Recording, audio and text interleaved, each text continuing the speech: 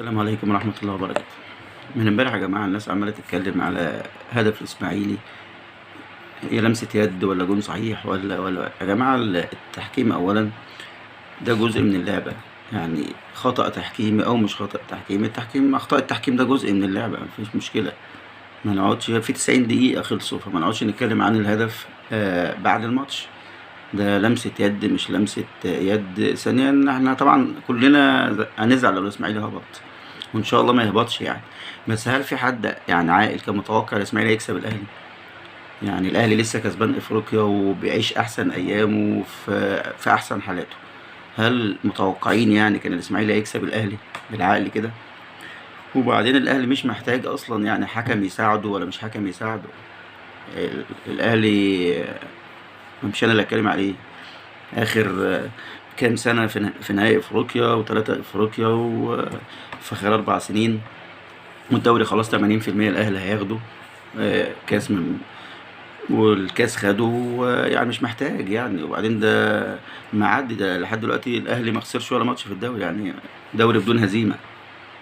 في تعادلات بس دوري بدون هزيمة. آخر 10 ماتشات محمد الشناوي كلين شيت، مفيش هدف دخل فيه. كولر مش هنتكلم عليه. فعيب اما نطلع اصلا نقول ان التحكيم ومش التحكيم، زي ما بعض الناس الاعلاميين يعني قالوا، زي بعض الناس الصحفيين والاهلي، زي ما واحد كتب على تويتر كده. الاهلي مش بيكسب غير بكده. الاهلي ايه اللي مش بيكسب غير بكده؟ الاهلي عالميا مش بس يعني في افريقيا، الاهلي معروف. اسم مصر بيتكرر بسبب الاهلي. وكمان احنا برضو مش عاوزين الاسماعيلي يهبط ولا حاجه، بالعكس. لما فريق بيهبط زي الاسماعيلي مستوى الكره يقل. احنا عاوزين الاسماعيلي، عاوزين المصري، عاوزين الاتحاد، عاوزين كل الفرق الشعبيه الجماهيريه دي تبقى موجوده. لكن احنا لو بنتكلم على التحكيم وغيره، زي ما مثلا في بعض الناس الزملكاويه قالت، كان في ماتش مثلا زي الزمالك وبروكسي في الكاس، كان في ضربات جزاء. انت لو هتبص عليها تحسبها لبروكس على الزمالك، بس خلاص هو الحكم قال كده، دي 90 دقيقة لازم نحترم قرارات الحكم. في خطأ او حاجة ده جزء من اللعبة، مش محتاجة يعني حاجة تانية. برضو السلوك اللي حصل في الماتش بتاع الاهلي والاسماعيلي من باهر المحمدي او كده، ده ما ينفعش. باهر المحمدي كابتن النادي الاسماعيلي، وحاجات في حاجات ما ينفعش اعملها والناس كلها قاعدة بتتفرج علينا. احنا لعيبة محترفة، ما ينفعش يصدر مننا كده. في ناس بتتفرج على الماتش غير مصريين، ما ينفعش يظهر كده. لكن اللي يطلع يقول لك بقى الاهلي اصله ايه والاسماعيلي بس بيرفع، عشان الاهلي ما بيلعبش في اسماعيليه. الاهلي ايه اللي ما بيلعبش في اسماعيليه؟ ما الاهلي طول عمره عادي بيلعب وبيكسب الاسماعيلي، والاسماعيلي بيكسب الاهلي، ايه المشكله؟ وبعدين ايه المشكله ما بيلعبش في اسماعيليه؟ الاسماعيلي ما بيكسبش غير في اسماعيليه، ما تكسب بره اسماعيليه. فان شاء الله الاسماعيلي ما يهبطش، ولا ان شاء الله رب العالمين، لان كلنا بنحب كره الاسماعيليه وشكل كره الاسماعيليه. والدوري اصلا زي ما قلنا مش هيبقى ليه طعم من غير فرق قويه، خاصه الفرق الجماهيريه دي. فاحنا مش عاوزين بقى نطلع ايه بعد الماتش كلام خايب ومهاترات. لا، ده لمسه يد مش لمسه يد، خلاص في فار وفي تحكيم في كل حاجه. خلاص الدنيا يعني في اخطاء، ماشي، ايه المشكله؟ الاخطاء وارده في كره القدم، وده جزء من اللعبه. تمام. فما نقعدش نفتحنا بقى ونطلع مش عارف ايه، اصل الاسماعيلي، شفت الاهلي ما بيلعبش في اسماعيلي، شفت اصل التحكيم ايه يا عم اللي الاهلي محتاج يساعده؟ الاهلي محتاج تحكيم يساعده؟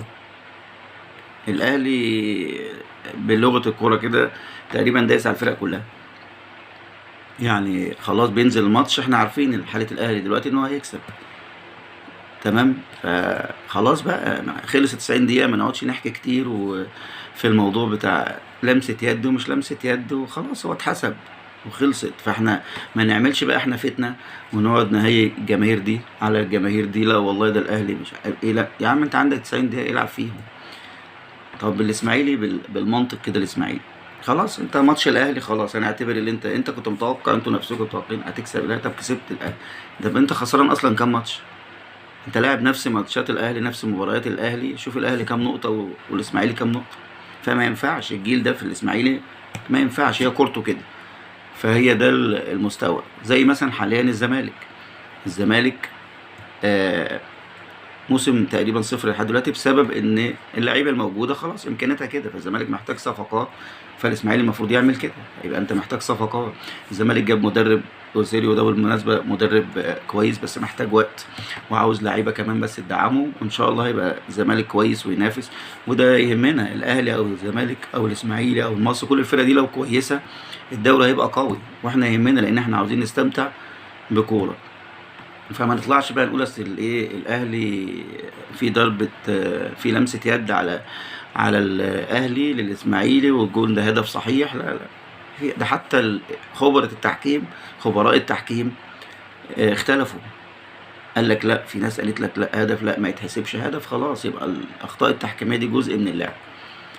يبقى الماتش انتهى خلاص، ننسى بقى. هما 90 دقيقه خلصت، يبقى ما نتكلمش بعد الايه الماتش. مش واحد يكتب لك بقى اصل الاهلي ما بيكسبش غير كده. الاهلي يا عم اللي ما بيكسبش غير كده. الاهلي في اي اجواء وفي اي حاجه بيكسب. السلام عليكم ورحمه الله وبركاته.